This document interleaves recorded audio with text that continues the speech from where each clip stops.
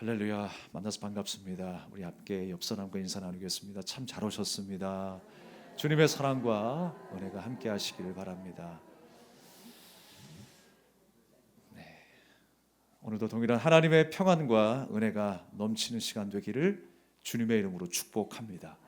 당신의 사명은 무엇입니까? 라는 말씀의 제목으로 은혜를 나누고자 합니다. 우리 스스로에게 좀 물어봤으면 좋겠습니다. 나는 사명이 있는가? 나는 사명에 대한 확신을 가지고 있는가? 한번 물어보시기 바랍니다. 여러분, 정말 사명에 대한 확신이 있습니까? 이 사명이란 말을 사전적인 그 정의로 살펴보니까 맡겨진 임무라고 합니다. 맡겨진 임무.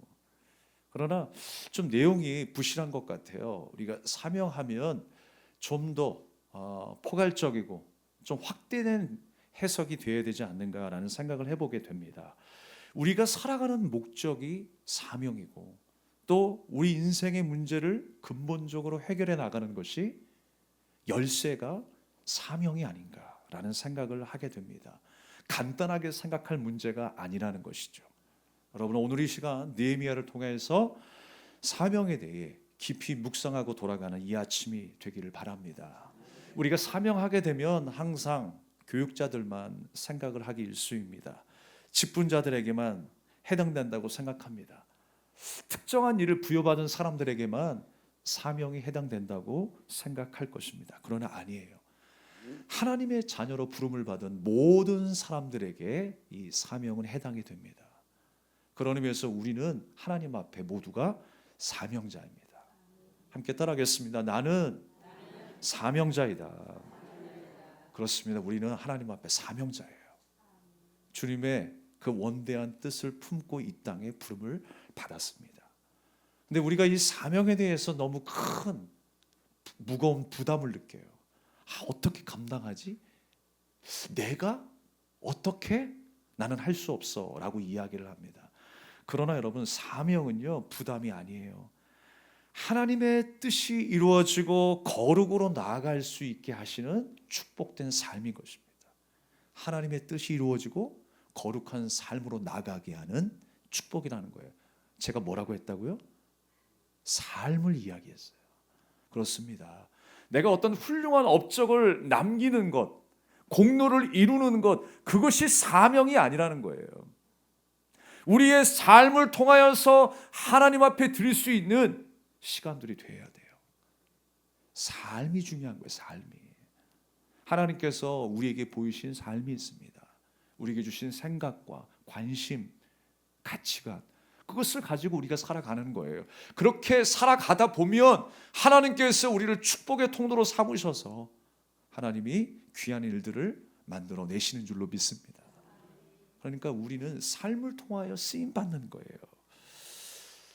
여러분, 무엇을 이루어내는 그런 어떤 압박감 속에서 부담을 갖지 마시고 하나님이 우리에게 보이신 그 생명의 길, 그 생명의 길을 믿음으로 따라가겠노라고 결단하는 이 아침이 되기를 바라겠습니다. 한 사람이 사명을 인식한다라고 하는 것은 큰 변화와 결단을 요구하는 것이죠. 그리고 익숙한 자리에서 불편한 자리로 나가는 것입니다. 중대한 사명을 감당하는 사람에게 한번 물어보십시오. 나는 사명 때문에 죽을 것 같다 라고 이야기하는지요.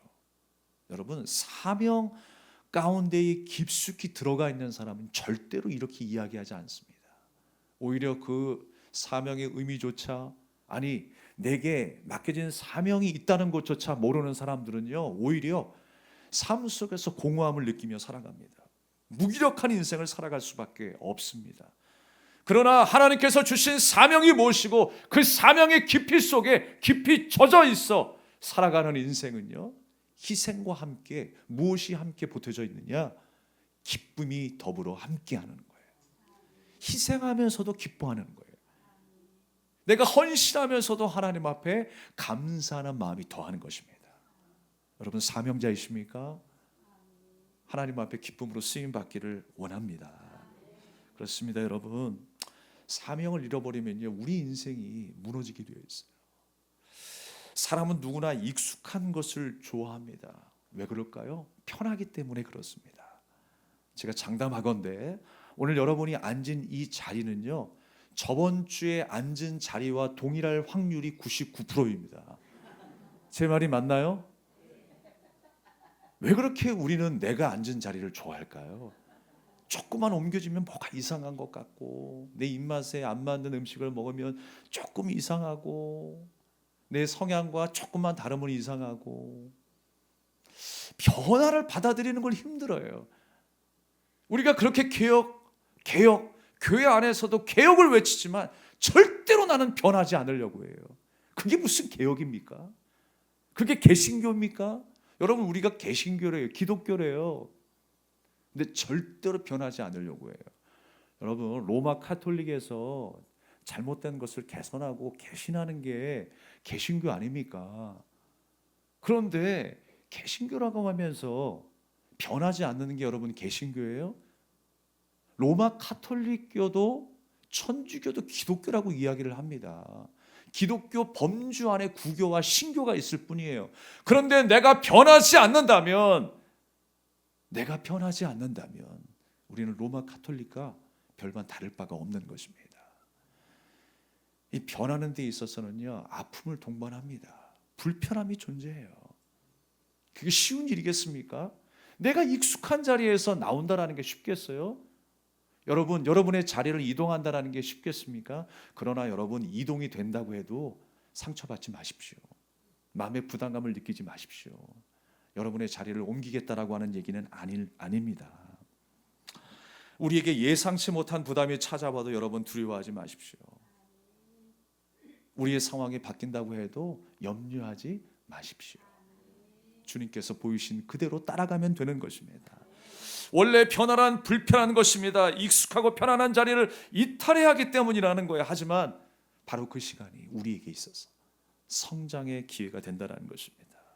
하나님의 예비하신 은혜의 길로 나아가는 기회이기도 하는 것입니다. 본질로 돌아간다는 것, 여러 가지 아픔이 있지만 옳은 일임에도 불구하고 우리가 불편하기 때문에 돌아가지 않는다고 하면 그만큼 어리석은 일이 없어요. 여러분, 무엇이 옳은 일인가 잘 분별하시기 바랍니다. 교회에서나 세상에서나 우리 일상에서나 정말 무엇이 옳은 일인가에 대해서 잘 분별할 수 있어야 돼요. 남들이 하는 말에 여러분 예속되지 마시고, 우리가 또 오줌은 분명하게 분별해야 되잖아요. 이 시대에 정말 하나님의 지혜가 필요한 시대입니다. 하나님의 말씀이 필요한 시대입니다. 우리가 하나님의 자녀라면, 하나님께 부름을 받은 사명자라면 주가 보이신 그 생명의 길을 바로 바라볼 수 있는 저와 여러분의 인생이 되기를 주님의 이름으로 축복합니다. 오늘 느헤미야를 통해서 하나님께서 사명에 대해서 우리에게 가르쳐 주세요. 과연 사명은 무엇일까? 어떻게 우리가 감당해 내야 하는 것일까? 그 사명에 대한 이야기를 세 가지로 함께 나누려고 합니다. 첫 번째로 오늘 함께 따라하겠습니다. 하나님의 관심에 마음을 두는 것이 사명이다. 예, 사명이 뭐라고요? 하나님의 관심이 나의 관심이 되는 거예요. 하나님의 뜻이 나의 뜻이 되는 줄로 믿습니다. 사명을 깨닫게 된 사람에게는요, 변화가 일어나기 시작해요. 오늘 본문에 등장하는 느헤미야 인생 가운데도 어떤 변화가 일어나기 시작했습니까? 인간적으로 보면요, 그렇습니다. 오히려 변화보다 익숙한 삶이 더 좋았을 것입니다. 그는 페르시아 왕의 술 맡은 관원장이다라고 소개하고 있습니다. 고대 시대에는요, 왕을 독살하려고 했던 사람들이 많이 있었어요. 그 왕의 자리를 찬탈하기 위해서 음모를 꾸밉니다. 독살을 하기 위해서 여러 가지 권모술수를 다 부리는 시대였습니다. 그렇기 때문에 내가 가장 신뢰할 만한 한 사람을 술 맡은 관원장으로, 떡 맡은 관원장으로 세우게 된 거예요. 그 주인공이 누구입니까? 바로 느헤미야였어요. 이스라엘 사람이었음에도 불구하고 이방 나라에서 왕의 대통령의 경호실장격의 그 술 맡은 관원장의 자리를 꿰차고 있는 거예요. 그 또한 하나님의 은혜였다고 생각합니다. 그런데 여러분 생각해 보십시오. 느헤미야에게 있어서 그 자리는 아주 익숙한 자리였다라는 거예요. 이스라엘에서 포로로 끌려온 지 얼마 안 된 것이 아니라 사실 할아버지 당대에 또 자기 아버지의 당대에도 여전히 노예였어요. 포로 신분이었어요. 그리고 자기 당대에도 포로의 신분으로 살아가는 거예요. 얼마나 그 자리가 이제 익숙해졌겠습니까? 오히려 이스라엘로 돌아간다라는 게 어색하지 않을까요? 우리가 참 이 사람이 그렇습니다. 적응의 규제라고 우리가 이사를 가게 되면 그곳에서 과연 내가 정착하며 살아갈 수 있을까? 얼마 안 되는 거리임에도 불구하고 이사하기 전에는 상당히 불안하죠. 두렵기까지 하죠. 내가 누구와 사귈 수 있으며 어떻게 그 자리에서 행복한 삶을 만들어낼 수 있을까? 고민하죠. 그런데요, 얼마 안 가서 잘 적응을 하게 되더라고요. 어려운 문제도 잘 해결해 내더라고요. 저만 그랬나요? 누구나 그럴 겁니다. 오늘 느헤미야에게 있어서 이 페르시아 또 술 맡은 관원장의 그 자리는 너무나 익숙한 자리였어요. 편한 자리였습니다. 왕궁 안에서 살고 있었기 때문입니다. 하나님의 자녀로 부름받은 이스라엘 민족은요, 하나님의 관심이었어요. 그런데 느헤미야 그 편안한 왕궁의 자리에서 그 하나님의 관심을 갖게 돼요. 사람의 생각이 아니라 하나님이 가지고 계시는 그 관심에 느헤미야가 관심을 갖게 되더란 말입니다. 특정 나라가 아니라 자녀로 부름받은 모든 나라의 상징격 그 나라가 바로 이스라엘 아니겠습니까? 어떤 사람이 그렇게 궁금하여 질문을 합니다. 왜 하필 이스라엘입니까? 이스라엘만 하나님의 백성입니까? 라고 묻는 사람들이 있어요. 그러나 이스라엘은요, 하나의 대표격으로 세워진 선택되어진 백성에 불과합니다. 가장 연약하고 초라한 한 민족을 하나님이 세우셔서 하나님의 백성으로 삼으시고 하나님의 백성의 삶이 무엇인가를 가르쳐 주셨어요. 더 중요한 건 뭐냐면 영적인 이스라엘이 중요한 것이죠. 할례 받았다고 다가 아니라, 이스라엘이라고 하는 이름을 가졌다가 다가 아니라, 내가 진짜 하나님의 말씀에 순종하여 살아가는 진짜 이스라엘로 살아가기를 원하시는 거예요. 그 이스라엘을 향한 하나님의 관심은 뭐였을까요? 하나님의 말씀에 온전히 순종하는 길이었을 거예요. 그런데 이스라엘은 하나님을 떠나 자기의 옳은 소견대로 행하였다라고 했습니다. 지금 느헤미야가요, 그 이스라엘의 소식을 듣습니다. 예루살렘 성전이 무너지고 성벽이 불탔다고 그랬어요. 내 백성이 지금 환난을 당해서 고통 중에 신음하고 있다라고 하는 소식을 들었습니다. 그때 느헤미야의 반응은 무엇입니까? 모른 채가 아니었어요. 하나님 앞에 수일 동안 울며 금식하며 기도했어요. 남의 일이 아니라 바로 내 일처럼 하나님 앞에 애통하는 마음으로 기도했다라고 하는 것입니다. 하나님의 관심이 자기의 관심이 되는 순간이었습니다. 지금 이스라엘을 향한 하나님의 시선은 무엇일까요? 빨리 내게로 돌아와야 하는데, 빨리 회개하고 하나님 앞에 돌아와 거룩한 하나님의 백성으로 살아가야 할 텐데 라고 하는 것이 하나님의 마음 아니었을까요?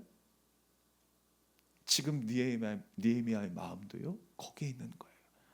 성전을 빨리 회복하고 도시를 빨리 건설하고 사람들이 정상적인 삶을 살아야 할 텐데, 경제가 어땠고 군사가 어땠고 우리 살아가는 형편이 어땠고 다 좋은데, 지금 느헤미야가 가장 중요하게 생각했던 것, 하나님께서 가장 중요하게 생각하신 그것이 무엇이었습니까? 이스라엘이 하나님께로 돌아오는 일이었어요. 우리가 이렇게 망하게 된 이유가 무엇이냐? 우리가 이렇게 성전이 불타고 우리가 나라를 빼앗긴 이유가 무엇이냐? 하나님 앞에 불순종했기 때문이라는 거예요. 우리가 하나님을 떠나 우상을 섬겼기 때문이라고 하는 것입니다. 느헤미야는 정확하게 바라보았어요. 우리도 이 시대에 정확하게 바라볼 수 있어야 됩니다. 우리가 만난 이 현실 속에서 정확하게 나를 보고 세상을 보고 다시 한번 잘 분별하여 하나님 앞에 회개하며 나아갈 수 있는 저와 여러분의 삶이 되기를 주님의 이름으로 축복합니다. 하나님의 관심이 어디 있는가를 느헤미야는 잘 알고 있었어요. 그래서 다른 것을 위해서 기도한 것이 아니라 경제 회복을 위해서 기도하는 것 이전에 우리가 거룩한 하나님 앞에 거룩해져야 할 것을 위하여 기도했던 것입니다. 느헤미야는요, 사실 제사장도 아니에요. 예언자도 아니에요. 선견자도 아니었습니다. 그럼에도 불구하고 자기 귀에 들린 이스라엘에 대한 소식을 지나치지 않았다라는 거예요. 그들이 지금 어려움을 당하고 있어요. 성전이 불탔어요. 왜 그랬는가를 생각하고 묵상하는 거예요. 그들의 형편을 묻기 시작했고 그들이 큰 혼란을 당하고 능력을 당한다는 소식을 들으면서 식음을 전폐하며 하나님 앞에 기도하기 시작했다라고 하는 것입니다. 사랑하는 여러분, 너무나 익숙했던 그 왕궁의 자리에서 떠나기가 쉽겠습니까? 그런데 그 자리에서 시선을 돌려서 불타고 있는 예루살렘 성전을 향하여 가고 있는 것입니다. 지금 느헤미야가 있는 곳에서 불타고 있는 예루살렘 성전까지의 거리는요, 약 1300km. 엄청나게 먼 거리죠. 부산까지가 몇 킬로요?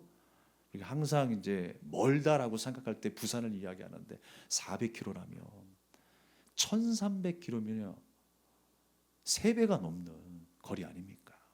그 엄청난 거리에 있었음에도 불구하고 그의 눈과 마음은 어디에 있는 거예요?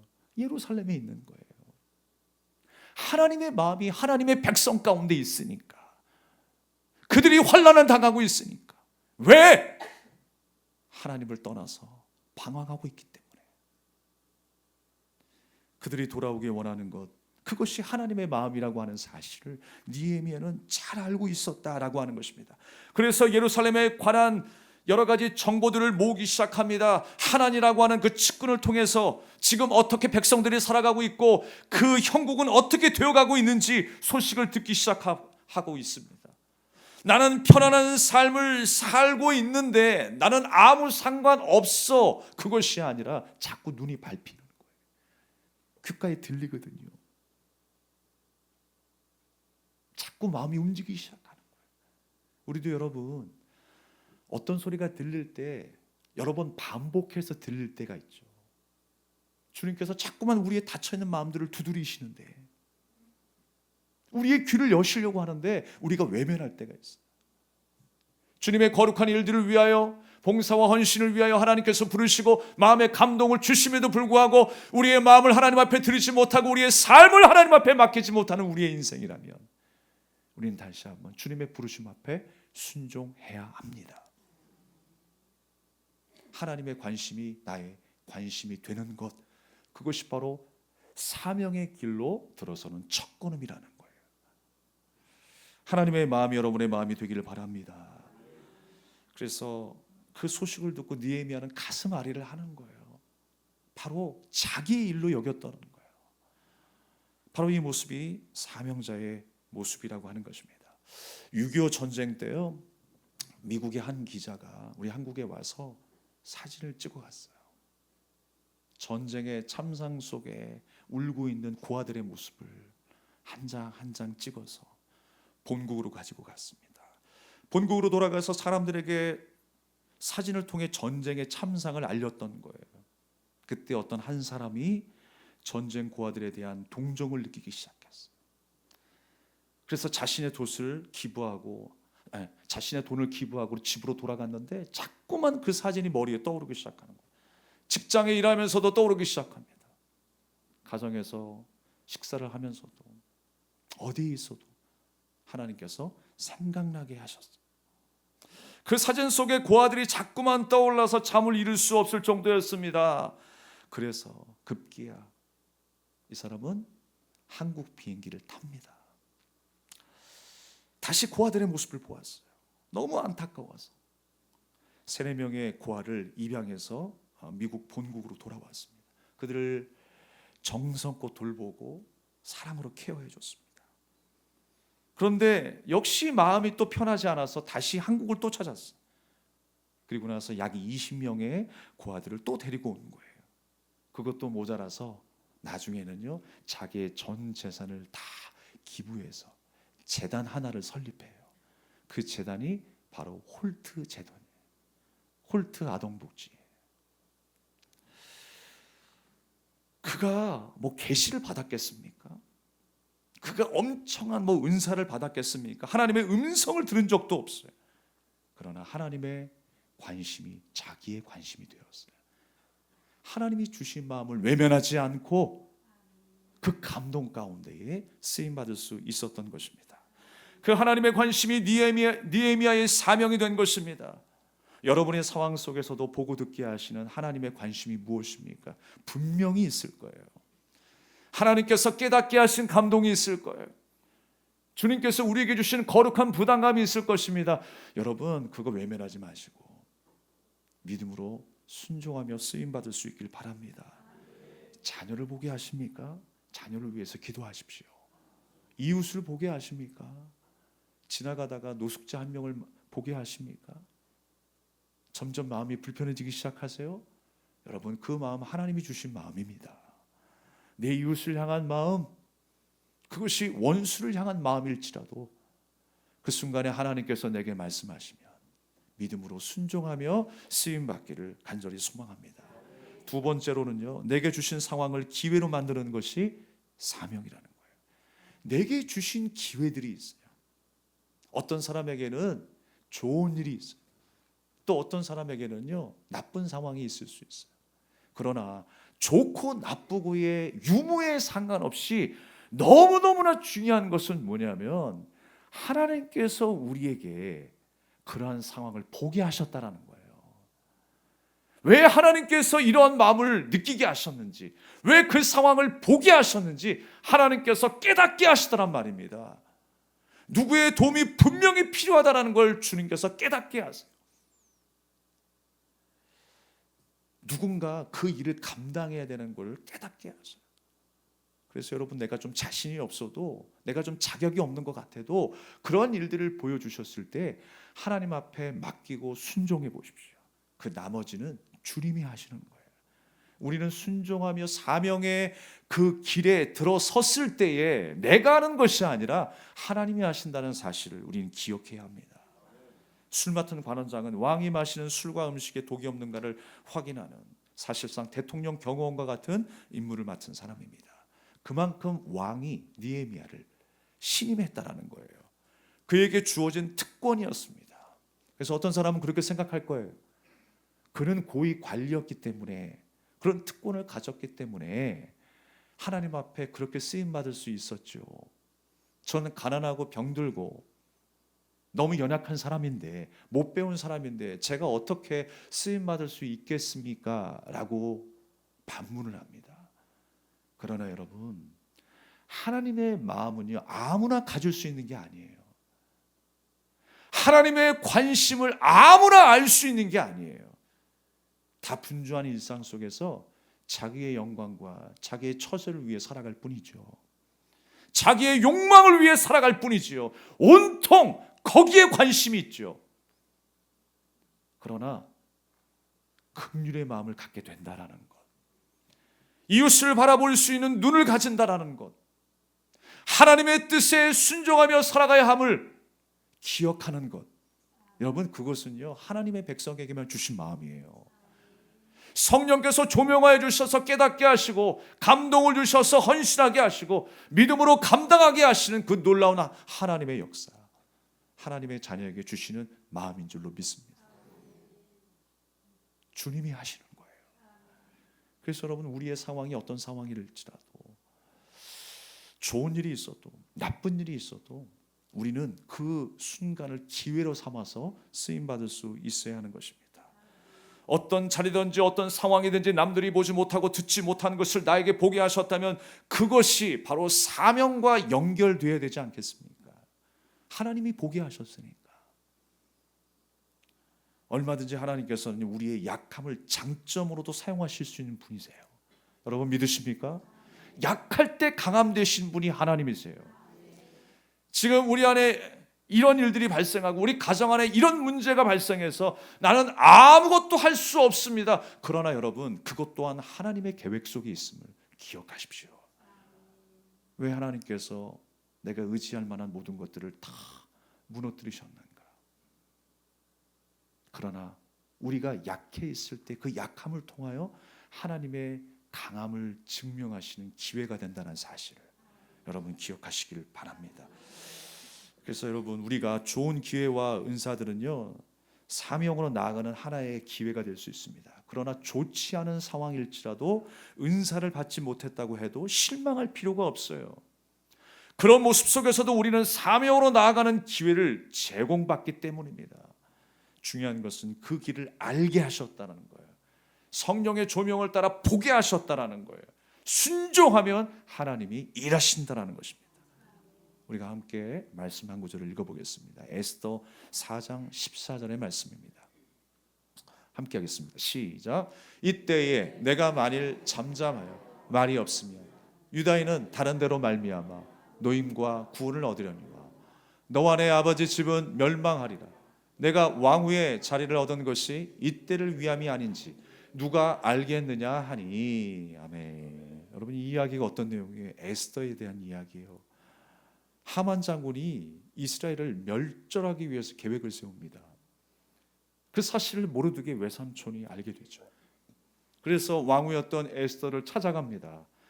빨리 왕에게 부탁해서 이스라엘을 구원하라는 거예요. 그랬더니 에스더가 뭐라고 이야기를 해요? 왕이 부르지 않는데 내가 어떻게 나갑니까? 왕이 부르지 않은 이 시간이 벌써 한 달이 지났습니다. 전 죽습니다라고 하는 거죠. 그런데 모르드게가 뭐라고 이야기의 말씀 속에서 네가 왕후가 된 것이 바로 이때를 위함이 아니냐. 당장 왕에게 가서 구하라는 거예요.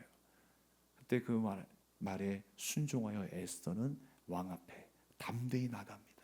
어떻게 해요? 죽으면 죽으리라. 믿음으로 왕 앞에 나갔어요. 그랬을 때 이스라엘이 건짐을 받는 놀라운 역사가 일어나지 않습니까? 하나님께서 이스라엘을 구원하시고 또 이 에스더 가정을 축복하시는 놀라운 역사가 일어나지 않습니까? 사랑하는 여러분, 노예에서 제가 가끔 목사님들을 이렇게 만나보면요, 이 목회 사역의 근황을 들을 때가 있습니다.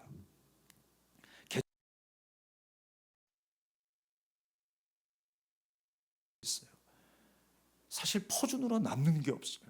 그럼에도 불구하고 재정의 어려움에도 불구하고 이웃을 구제하는 일에, 전도하는 일에 얼마나 큰 공을 들이고 있는지 몰라요.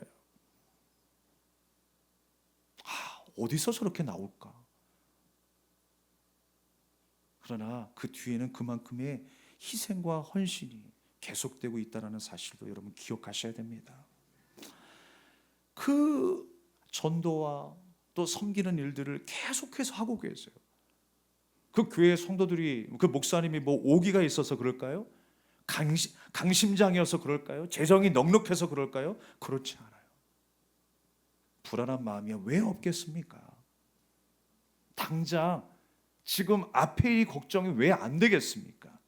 그런데도 주가 보이신 그 상황을 사명으로 생각하기 때문에 믿음으로 순종하며 감당해내는 것입니다. 주가 보이신 그 상황, 여러분, 주가 보이신 우리의 상황이 무엇입니까? 그것을 사명으로 연결해 보십시오. 우리의 상황이 잘 풀리든 풀리지 않든 주가 보이셨다면 그 상황을 우리는 사명으로 연결할 수 있어야 하는 것입니다. 내게 주신 것이 무엇인지 우리가 돌아봐야 하는 것입니다. 그것이 강점이 되었던 단점이 되었던 약점이 되었던 그것을 통해 역사하실 그 하나님을 기대하시기 바랍니다. 그래서 남들보다 우리에게 하나 더 주신 것이 있을 수 있어요. 재능을 하나 더 주셨다면 그것으로 쓰임 받으십시오. 남들보다 재물을 좀 더 주셨다면 그 재물을 통해서 봉사하십시오. 구제하십시오. 건강을 더 주셨다면 그 건강으로 봉사하십시오. 아니 이것저것 나는 아무것도 자랑할 게 없습니다. 내세울 게 없습니다. 그러면 그 뜻대로 여러분 쓰임 받으십시오. 심령이 가난한 자로 주님께서 부르셨어요. 애통하는 자로 기도하게 하셨어요. 의에 줄이고 목마른 자로 살아내게 하셨어요. 그 삶 자체로 말미암아 하나님은 우리를 사용하시는 거예요.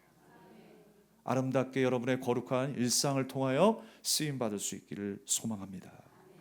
마지막 세 번째입니다. 아픔을 통해 하나님을 찾게 됨이 사명이다. 우리가 아픔을 만났는데 그 아픔을 통해서 하나님을 찾게 되잖아요. 그 하나님을 찾게 되는 것이 사명의 여정이라는 거예요. 오늘 4절 말씀에 보게 되면 내가 이 말을 듣고 앉아서 울고 수일 동안 슬퍼하며 하나님, 하늘의 하나님 앞에 금식하며 기도했다라고 했습니다. 성문이 불탔다라고 하는 소식에 슬퍼하며 식음을 전폐하고 하나님 앞에 엎드려진 것입니다. 사실 그의 삶을 돌아봐도 포로 생활, 이 노예 생활을 하면서 어떤 생각을 했겠습니까? 언제쯤 우리는 본국으로 돌아갈 수 있을까? 자유할 수 있을까? 그동안 사실 말씀 속에 잘 묘사가 안 돼서 그렇지 얼마나 울 일이 많았겠습니까? 이 자리에 여러분 한 명, 우리 성도 한 분 한 분이 이 자리에 멋있고 예쁜 모습으로, 편안한 모습으로 앉아 계셔서 그렇지 지금까지 오시느라 여러분 얼마나 울 일이 많으셨습니까? 그런데 여러분, 하나님께서는 그 눈물의 시간을 통해서 우리를 더 성장하게 만드셨다는 사실을 기억해야 합니다. 그 눈물의 시간 속에서 우리는 하나님을 찾아야 하는 것이죠. 하나님을 찾는 것이 우리의 사명입니다. 아픔을 통하여, 고난의 시간을 통하여서 하나님을 찾게 하셨어요. 하나님을 의지하게 하셨어요. 하나님이 우리의 처음과 나중 되심을 알게 하셨어요. 찬양하게 하셨어요. 여러분, 그것이 우리에게 맡겨진 사명이에요. 다른 것을 여러분 백날 찾아도 이것을 우리가 찾지 못한다면, 하나님의 시선을 찾지 못하고 또 하나님께서 보게 하신 상황으로 사명을 연결짓지 못하고 아픔을 통해서 하나님을 찾지 못한다면 헛물 캐는 인생이 되는 것입니다. 사랑하는 여러분, 오늘 느헤미야는 기도하면서 5절에 여호와 크고 두려우신 하나님이여 라고 기도하고 있습니다. 아픔의 시간을 지내면서도 반드시 언약을 지키시며 긍휼을 베푸시는 하나님이시라고 하는 사실을 믿고 있는 거예요. 하나님의 약속은 절대로 변하지 아니하고 반드시 이루어 내신다라고 하는 그 믿음을 가지고 느헤미야는 기도하고 있는 것입니다.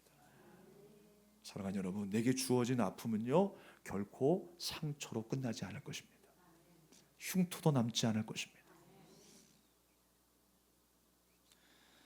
사명을 아는 자는요 아프지만 하나님을 찾게 되어 있습니다. 아플 때 하나님을 더 찾으십시오. 기도는 언제까지 해야 된다고요? 이루실 때까지. 하나님의 뜻이 이루어질 때까지. 내 뜻이 아니라 내가 뭘 받았으니까 기도 끝, 이게 아니라 하나님이 하나님의 뜻을 이루실 때까지 우리는 기도해야 되는 거예요. 그래서 하나님의 때에 하나님의 방법인 거예요. 그것이 기도인 줄로 믿습니다. 그가 온전히 회복시키실 것입니다. 우리 하나님께서 느헤미야를 회복시키셨던 것처럼 우리 각 사람의 형편과 처지를 잘 아시는 분이 우리 하나님이세요. 그 상황을 통하여 일하시는 하나님, 그 아픔을 통하여 하나님을 찾게 하시고 우리가 아닌 하나님께서 일하시는 그 놀라운 역사를 체험하는 귀한 한 주가 되시기를 주님의 이름으로 축원합니다. 말씀을 정리하도록 하겠습니다. 앤이라고 하는 한 어린아이가 있었습니다. 가정 형편이 썩 좋지 않았어요. 아버지는 알코올 중독자였고요. 매일 어머니에게 폭력을 일삼는 나쁜 아빠였습니다. 그 밑에 자란 이 앤의 삶이 어떻겠습니까? 절망적이죠. 사람들도 이 아이가 점점 이상하게 변한다는 걸 느낄 정도였어요. 많은 사람들이 왕따 시켰습니다. 심지어 정신적으로도 이상해지기 시작했어요. 죽은 사람 취급하면서 이 아이를 방치하다 끝에 결국에는 정신병원에 이제 입원을 하게 됩니다. 그런데 이때 한 천사 같은 사람이 앤에게 나타납니다. 과거에 간호사 일을 하였던 로라 아줌마가 등장을 해요. 그래서 이 앤이라고 하는 아이에게 찾아갑니다. 내가 보살피겠다 자청했어요. 그러나 그녀의 노력에도 불구하고 쉽게 마음을 열지 않았습니다. 사랑으로 섬기며 케어했는데 쉽게 마음을 열지 않았어. 그러던 어느 날 이 로라는 앤이 앞을 보지 못한다라는 사실을 알게 되었습니다. 시력이 점점 나빠지는 거예요. 그러면서 로라 아줌마가 자기 집에 이 앤을 데려다가 키운 거예요. 사랑으로 보살폈어요. 이 앤을 위해서 간절히 하나님 앞에 기도했습니다. 사랑과 인내로 돌보기 시작한 이 로라는 얼마 후에 곧이어서 이 아이가 회복되기 시작하면서 파킨슨 시각장애아 학교에 앤을 입학시키기까지 합니다. 그동안 참 놀랍게 회복이 되어 가고 있었던 거예요. 그래서 이 로라 아줌마의 도움으로 이 앤은 점차 보통 사람의 모습으로 회복되고 있었어요. 그러던 어느 날 이 앤에게 또다시 불행이 찾아왔습니다. 그렇게 사랑으로 섬겨주셨던 로라 아줌마가 죽게 된 거예요. 숨을 거두게 되었습니다. 홀로 남게 된 이 앤은 주위의 따가운 시선과 혼자 남았다라고 하는 그 외로움과 그 두려움 때문에 또다시 정신적 고통을 겪어야 했습니다. 그렇지만 그때마다 로라가 가르쳐준 그 희망을 볼 수 있는 마음의 눈으로 시련을 이겨나갔던 것입니다. 어느 날 이 앤에게 누가 찾아왔냐면 안과 의사가 찾아왔어요. 안과 의사를 만나게 돼서 그 의사로 하여금 나빠진 시력을 조금 회복할 수 있게 되었어요. 그래서 그 볼 수 있게 된 눈으로 주변의 친구들을 도우며 열심히 공부해서 최우수 우등생으로 졸업을 했다고 합니다. 근데 어느 날 그가 신문 광고를 보게 되는 거예요. 자신의 처지와 비슷한 한 아이를 발견하게 된 것입니다. 보지 못하고 듣지 못하고 말하지 못하는 아이를 돌봐준 사람이 필요합니다. 그 사람을 구합니다 라고 하는 신문 광고가 나왔을 때 이 앤이 자원해서 그 아이를 돌봐야 되겠다라는 생각을 하게 됩니다. 예전 자신이 생각났기 때문입니다. 그리고는 그 아이에게 찾아가 사랑으로 섬겼어요. 로라 아줌마가 자기를 사랑으로 안아주시고 섬겨주셨던 것처럼 똑같이 그 아이에게 사랑을 베풀었습니다. 그 이후에 이 아이는 아주 정상적인 모습으로 잘 성장하게 되었어요. 그 아이가 누구인지 아십니까? 여러분이 잘 아시는 헬렌 켈러예요. 헬렌 켈러. 보지 못하고 듣지 못하고 말하지 못했던 삼중고를 겪었었던 헬렌 켈러. 근데 그가 어떤 사람이 되었습니까? 일생을 농아와 맹인을 돕고 인권을 위해서 헌신했던 일꾼으로 쓰임받게 된 겁니다. 가진 게 없을지라도 처지가 불행할지라도 그 모든 일들을 주장하시고 일하시는 분이 바로 하나님이세요. 앤 설리반의 상처를 통해서 하나님은 당신의 뜻을 이루는 사명의 도구로 사용하셨다는 거예요. 자기의 상처를 상처로 끝나지 않게 하시고 사명의 도구로 하나님께서 사용하셨다라는 사실입니다. 사랑하는 여러분, 우리에게도 눈물 흘릴 일들이 참 많겠지만 조금만 더 인내할 수 있길 바랍니다. 한 주간 동안 그 상처를 통해서 하나님은 놀라운 역사를 또 한 번 이루어 내실 것입니다. 우리를 통하여 역사하기 원하시는 하나님, 우리의 부족함, 우리의 넘침을 통하여 역사하는 그 하나님, 그 하나님의 관심이 여러분의 관심이 되기를 주님의 이름으로 축원합니다. 함께 찬양하며 결단하며 기도하겠습니다. 주님이 홀로 가신 그 길 나도 따라가고 모든 물과 피를 흘리신 그 길을 나도 가오 험한 삶도 나는 괜찮소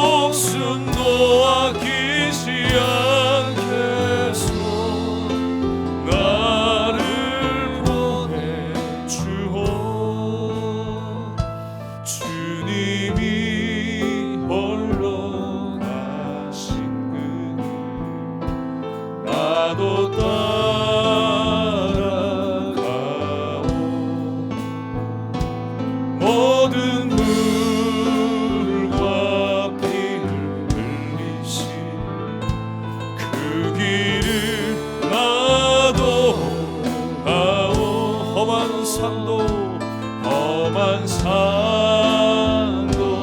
나는 괜찮소. 바다 끝이라도 나는 괜찮소. 죽어가는 저를 위해 나를 버리길 바라오. 세상이 나를 미워해도 나는 사랑하겠소.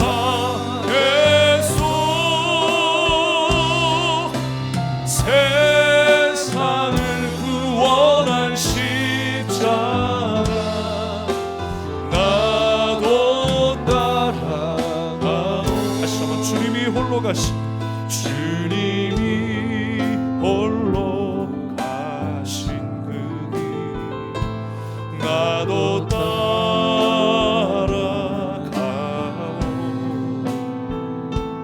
모든 물과 피를 흘리신 그 길을 나도 가오. 험한 산도 나는 험한 산도 나는 괜찮소. 바다 끝이라도 나는 괜찮소. 죽어가는 저들 위해 나를 버리길 바라오. 생명을 버리면서까지 나를 사랑한 당신, 이 작은 나를 받아주고 나도 살아. 생명을 버리면서까지, 생명을 버리면서까지 나를 사랑한 당신, 이 작은 나를 받아주오.